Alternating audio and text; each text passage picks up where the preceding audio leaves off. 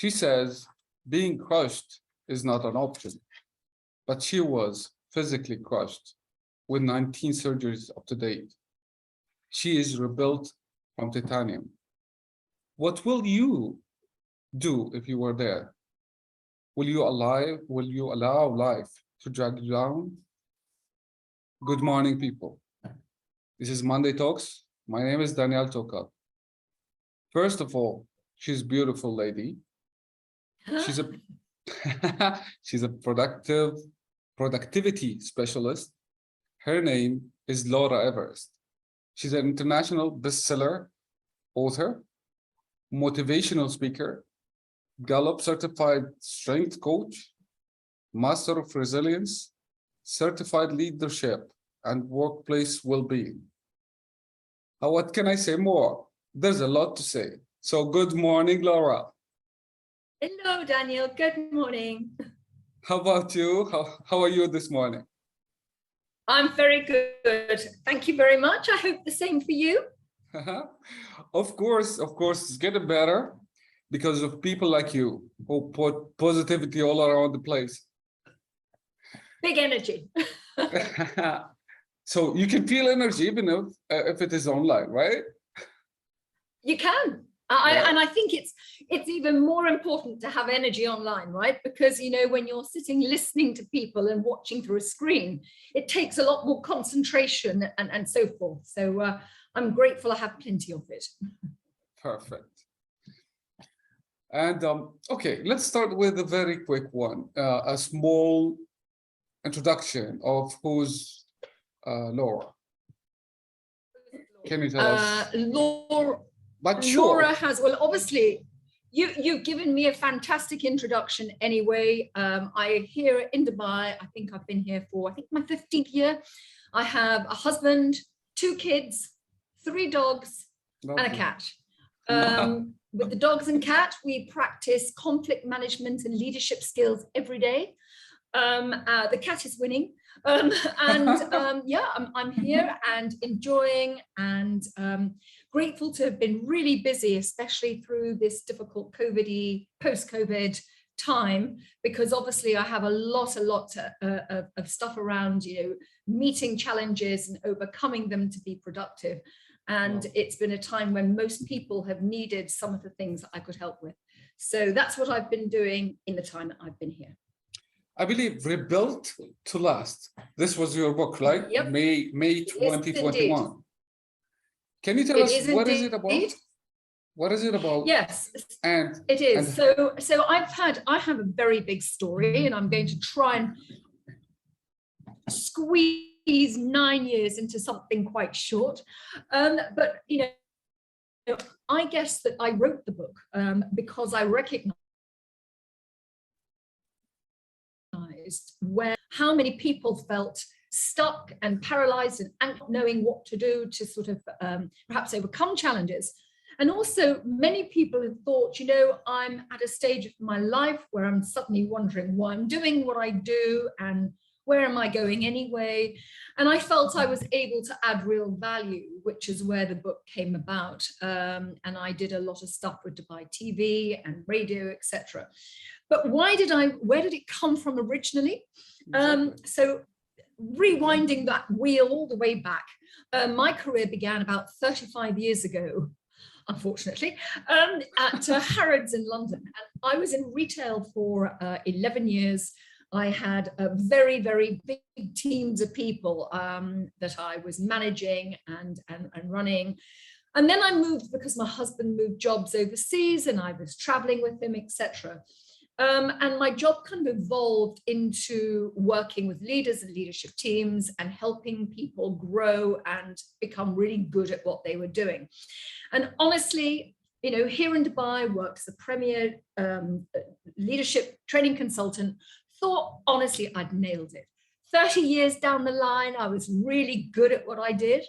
And then I had this terrible accident. Runner out one morning, just on a run before work, hit by a car, thrown 30 feet, smashed my body. My feet came off. They were going to amputate both my feet. They said I'd never walk again. My injuries were really, really vast. But actually what it made me realize is that, I started working when I came out of the high dependency ward. I gave my first training in a wheelchair. I was in a wheelchair for 6 months, 11 weeks after my accident. And people kept saying to me, how are you so resilient? And I thought, I don't know. I'm supposed to have trained on resilience and trained people on resilience. And what the heavens was I telling them if I didn't know what I was doing and how I was doing it? Let me just so that's where the book came hold on here. It's like you're getting out of this very awful experience and coming back as to be a productivity specialist. You say you help organization to increase the productivity and eliminating the leader burnout. So productivity is something completely you can control, or something it comes from your emotional self-control, or is it a mindset? How did you come up out of this? It's everything. It's everything. To be honest, the one thing I realized is that, when I was lying in the road and people said, stay with us. And I thought, where do you think I'm going? I realized that actually people thought I was going to die. And I realized then, absolutely not. I have no time for dying today. I've got too much going on in my life. I have kids. But the point is, the first thing I remember thinking and knowing and realizing thereafter is everything we do in life is a choice.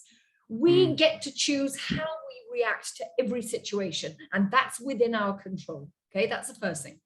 The second thing I realized, because I studied positive psychology, I studied resilience and optimism and mindset, etc., etc. And I realized that honestly, in this life, to thrive, I'm going back next week for my 20th surgery. I'm really rebuilt with metal. And I am walking, even though the hospital said I'd never walk again. I am, but hey ho. But the point is that everything I've realized, everything we do has got to come down to a strategy. You can't overcome things unless you know what works for you when you're at a bad time, and how to put some things in place so that each time you're facing a horrible problem, a go-to method that works with your natural style of the way you think and work. And you can apply that when you're feeling really low and things are tough, so that you can get up again and get back. Because people talk about resilience as, oh, it's about bouncing back from challenges. Honestly, there is no bounce. When you're really stressed and challenged, you have to it's grit and determination and persistence. But you've got to use all your own self-help tools that you have to help you to get back up each time. And that's one of the key things I've learned from this that I help people with. Okay, because we have limited time, I'm trying to squeeze all the questions within this. Okay, I have this one. We all know the phrase called change, right? So what if I did my homework? I set up my mind and aligned with my emotion and came up with this wonderful plan to say like, I have a wonderful plan for the upcoming year and cut these milestones into short terms, blah, blah, blah, into reaching the daily goals. And I did my homework very well, pretty well, but action did not go well. No matter how many trials were there, still I don't have the result I'm looking for. What should be what I have to do? When to consider that my plan is not going to work, I need to change. Or when to stick to my plan and say, yeah, I have to do it again. So well, there's a lot of things. Change is constant, and we have to keep rising to that, because to thrive in life, we have to keep evolving, and we can change ourselves at any time if things are not working for us. I'm starting a new webinar coming up soon on how to feel in control and get ahead. And I address a lot of these issues actually, which is being able to say, how do we actually not just get control of what we're doing, but how do we keep that momentum going so that we stay ahead? And a lot of it is coming down to recognizing and understanding very clearly what is our style of getting things done, How do we do that? How can we elevate those things that we're good at to help us get there? And look at those things that get in the way of our success. Those are the things we need to keep an eye on to say, well, then what do we need to do to kind of mitigate that, to stay on top? Because at the end of the day, what we're looking to do is for those successful behaviors that work for us and figure out how to make more of them happen so that we repeat successes more consistently and get to where we want to be without getting stressed and put off by the times that things don't work out. So it's one of these things I'm working on with a lot of people right now, is to help them with their own personal formula, because there's not one size that fits everybody, right? Exactly. We all have our own style of doing things. Very nice. And I would love to have more details about this seminar or webinar. Yes, it's starting. I think it's the 20th of September. It's going to be there. I will definitely send you the details. But if people are interested, it's something that it's a little mini workshop to get people focused on themselves, who they are and what they need to be at their best. And then some ways in which they can actually put some of their techniques in place for themselves and start finding their way forwards. Okay, I will try to put this link on the description of this call. And one last thing to conclude this wonderful, which is like, I don't wish to close it, whatever, but it's one advice I would love to ask Laura to address it to the listeners. So you would like Laura to? Advice. How? Advise what? The listeners on what would you like me to advise them on? What you're good at. How to be productive. How to be productive. Oh, for a fact, it is totally understanding. We're all born with the ability to be better at some things than others. And what is key is to get really, really clear on who we are, what we're good at, what we're not good at. And only when we're very, very clear on that can we say, okay, so how do we devise a strategy around that will work for us particularly? Am I somebody that works to goals well? Am I good at long-term goals, short-term goals? What motivates me? What really makes me procrastinate? What do I hate?